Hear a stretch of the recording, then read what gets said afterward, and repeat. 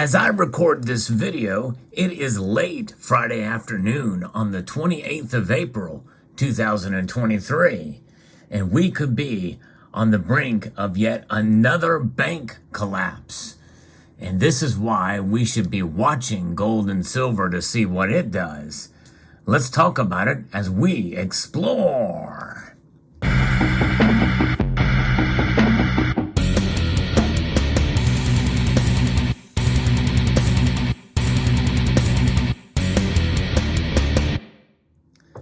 In fact, just in the last few minutes, gold and silver have ticked up a bit. There is breaking news now that the bank known as First Republic Bank is teetering at the edge of a collapse. In fact, even during the course of this recording of this video, we may hear about a receivership. Even CNN is reporting about this with the subheadline saying First Republic Bank's fate is looking grim. And the bank's stock has plummeted about 75% this week. CNBC is watching the stock ticker here, and it is down about 43% just in one day here. It's pretty amazing to see how fast this is happening. First Republic most likely headed for FDIC receivership as shares have dropped almost 50%. And sources told CNBC's David Faber that the most likely outcome for the troubled bank is for the Federal Deposit Insurance Corporation to take it into receivership. The stock slid about 40% plus and is halted for volatility multiple times we've seen.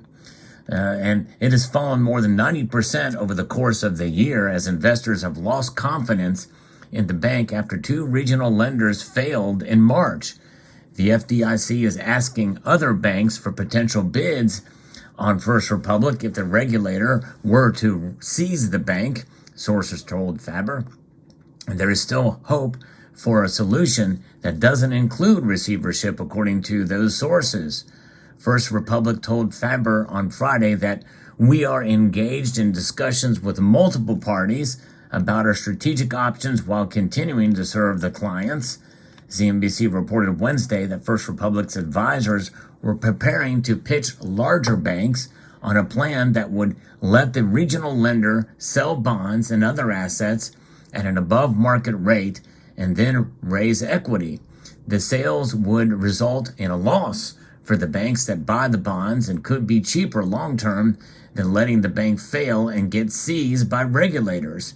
Reuters reported Friday that U.S. officials, including the FDIC, Treasury Department, and the Federal Reserve, are coordinating meetings with other banks to broker a rescue plan for First Republic. So shares of First Republic closed $16 on Monday before the bank reported its first quarter results, which showed a decline in deposits of about 40%. And for those of you who don't know, First Republic is a regional bank that is focused on high net worth individuals and their businesses, including offering mortgages at low interest rates to those customers.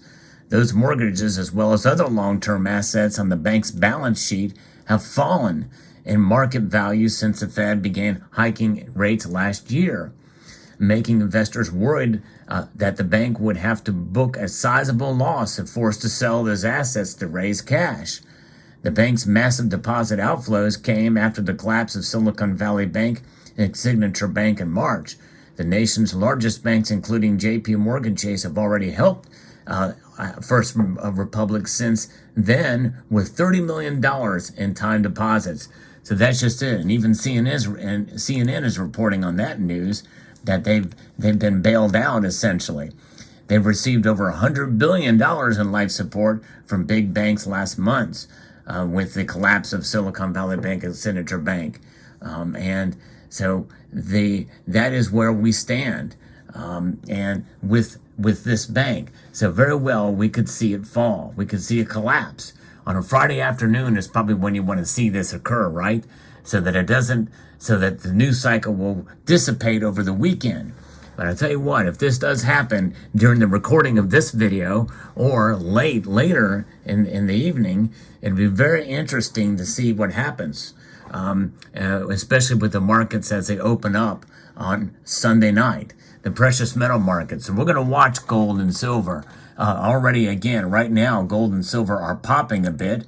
As I record this video, gold was up a few cents. It has now just pulled back a little bit, gold has, but silver has maintained a little bit of a bump. It's up now a dime, so not a whole lot. They're kind of hanging out, waiting to see what happens. I'm a little bit surprised that gold has popped back a little bit since the start of the recording of this video. Things happen in an instant, it seems, and this is where we are at. So as this news gets digested at the end of the week here and through the weekend, it'll be very interesting to see what the markets will tell us when they open up in Shanghai and Hong Kong on Sunday night.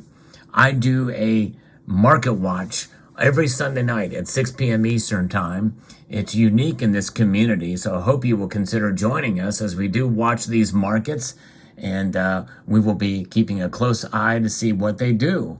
It's fascinating to see what gold and silver have done over the years so far, and they're holding on. You know, gold now has fallen back below $2,000 an ounce and has stayed below that for a couple of days here. And who knows, will it reach that again? I don't know. But the fact that silver has remained, for the most part, there's been a couple of exceptions where it's fallen below $25, but it is now comfortably above that in the ask price, and barely above it in the bid price. So we're going to keep an eye on these metals for sure.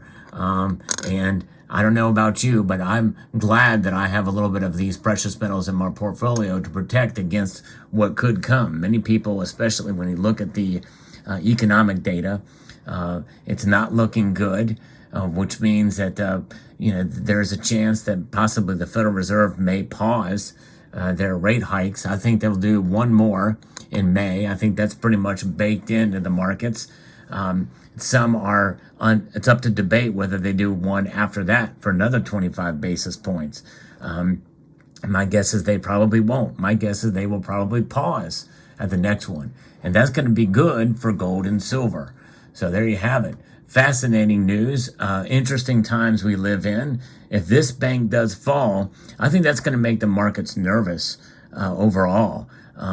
Because that's another pretty big regional bank that is going to fall. And even though these banks are different than what happened in 2007 and 2008, the fact that a lot of the stuff and a lot of the regulations that have been put into place were to prevent such a thing from happening, and they happened anyway, it makes you wonder.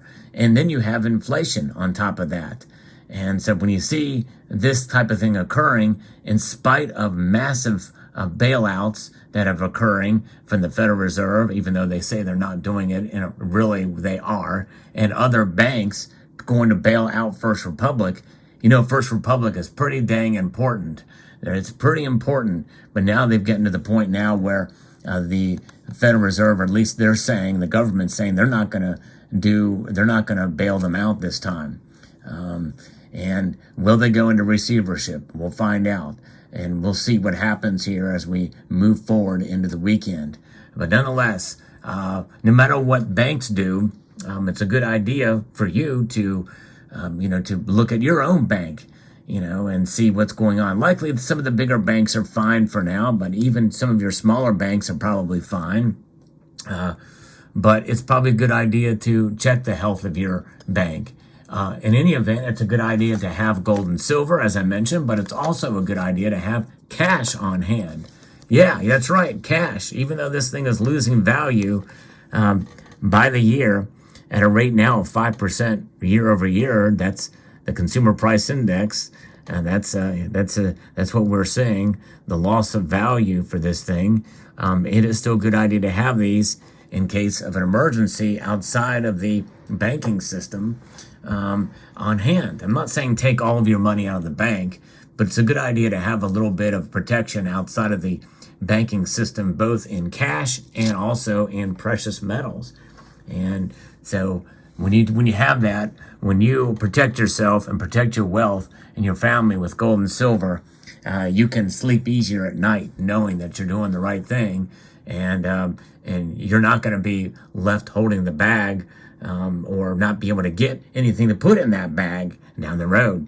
So that's what it's about. Gold and silver provide that protection, and more people are waking up to the idea that gold and silver are indeed wealth preservation devices. They keep you afloat in tough economic times, that's for sure.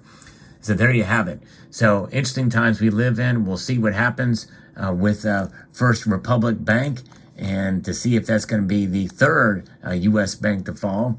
We'll find out, but it's teetering on the edge. That's the headline from CNN, teetering on the edge. You know what? You and I, when we have gold and silver, we are not teetering at all. We stand strong because we are our own central bank, and that's what it's about. Let me know what your thoughts are in the comment section below. I would like to extend a multitude of gratitude to all of you for taking the time to watch this video. And I want to encourage you to please rate this video. That means press that thumbs up button down below. It's muchly appreciated. Share it with other social media platforms or on this one. Comment, even if it's just algorithm, down below. And if you haven't done so already, I want to encourage you to subscribe.